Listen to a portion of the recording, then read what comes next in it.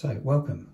Today we have the brand new Hornby Bluetooth Legacy dongle designed to connect the HM7000 system to older locomotives running DCC. Been really excited to get hold of this and see how it's going to perform. If it performs as I hope it will, it could well revolutionise the way in which I run my layouts. This is a box I've just picked up from a local model shop. So it's not come direct from Hornby, but from a local model shop, and has very basic bits about it on either side. So what do we get inside the box? Let's open it up and see. First things out, well, we've got the dongle itself. And what else have we got in the box? That's box empty. So we've got a quick start guide. I saw this on the Hornby website.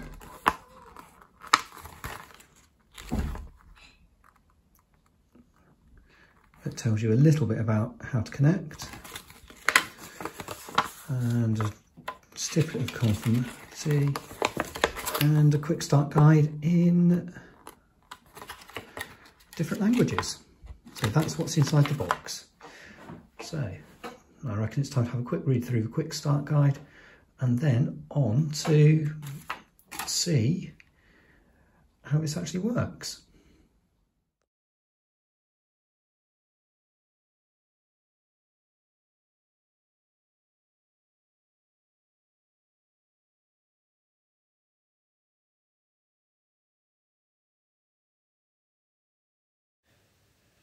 So let's go for getting it all plugged in and working then.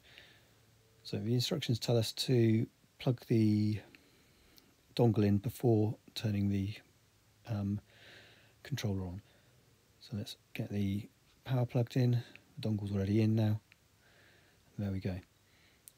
And what I can instantly see is that the dongle's got a red light telling me it's got power. So that's a good sign. We'll just wait a moment whilst everything powers up as it should do and see what happens. Looking at the iPad, I can see that there's now connectivity to the loco that's on there because it's gone blue. So we should all be good. I wonder if the dongle will go blue. Not yet. Okay, maybe we have to go through and link it to make it go blue. So let's have a look at doing that. So link device. There we are. And let's do the scan. You can see the device really quickly. It's just completing the scan.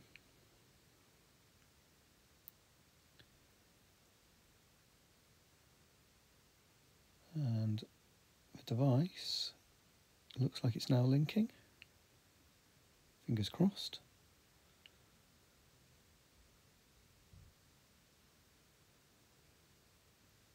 Seeing it's linking. Oh, we've got a little blue light, and the instructions say blue light means it has Bluetooth connectivity. So it looks like that is now linked.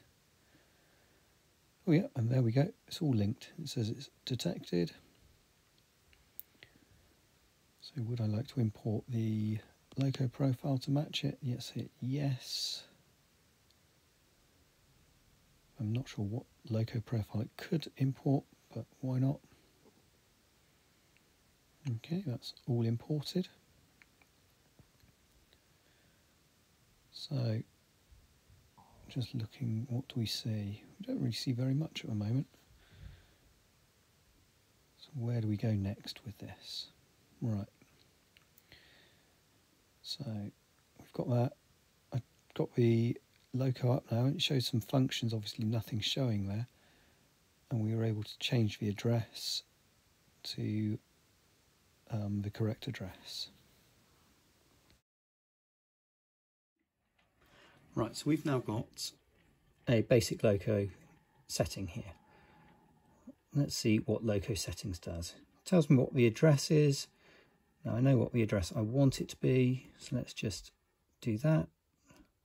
So I've now done that, and let's give it a name.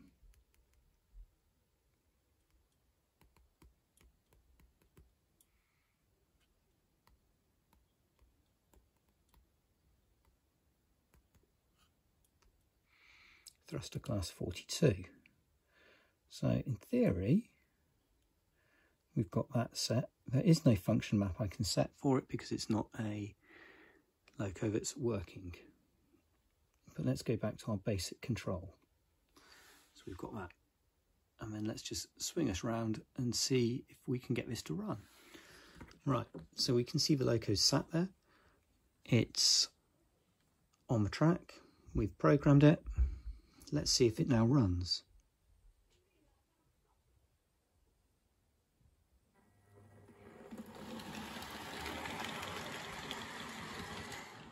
Yep, that went off pretty successfully. I think we might need to look at some of the speed steps on it, but that appears to work really, really well. And that was really simple to set up. Okay, so we've now got this set up. Let's see what the other bits do. So we can go to the functions on there. Got different functions, and we can change what type of functions we've got. So we can show you whether it's that. I could change its icon.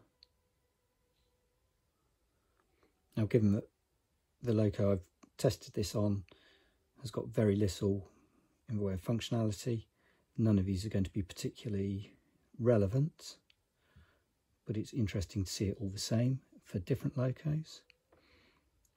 So we can have timed functions, push bell functions, switch functions. So that's all very good. And then the advanced CV, that apparently only works with the HM7000 decoders, so that's not going to be relevant in this case. So we can see that that's all set up, ready to go, and we know it works. That's good. Okay, so how do we add a new loco to it? Apparently what I need to do is click on new vehicle and then create the new vehicle, and then we're not going to give it a decoder at the moment, but we can tell it what address it is, we can tell it its name. So if I have a quick look through, and then we will see what we can go for as to which loco is going to be which, and then we'll come back and we'll see what we do. Okay, so let's change the name of it to start with, and we will change it to 57XX, and the loco address for that should be 57. There's no function map I can add at the moment. It's not on the layout, so I'm not going to add an image at the moment, but that is now added. So if I go back to my engine shed, I can scroll up and I can see that I've got that. If I now go back to the device, I can go to, that's not the one there, not locomotive settings. Sorry, this is the very first time I've been looking at this, so I'm just trying to work out. So I can now go to click here. I've got two different locos I've got attached to it. So if I now wanted to, I'd just go to that and it would control it. So with that, I'll just pause it and we'll get that loco and we'll see if that will work. So I've now got the loco on the track and we will see if this actually works.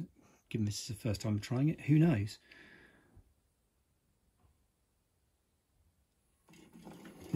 Yeah, that's promising. That works.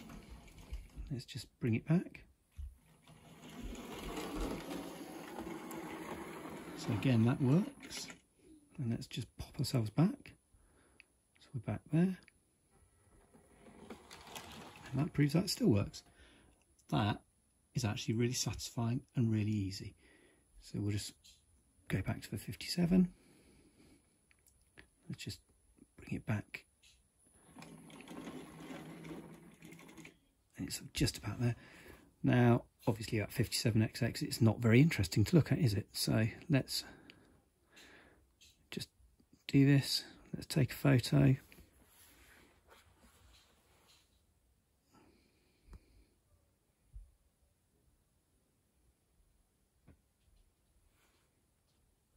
And let's use that photo.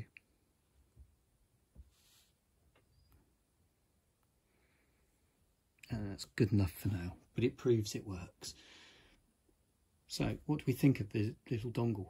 Actually, I think this really is a game changer. That's very, very intuitive to use and well worth it. It took a little bit of figuring out to work out how to set the new locos on and multiple locos, but it seems to be working absolutely fantastically. So well done to Hornby for that one.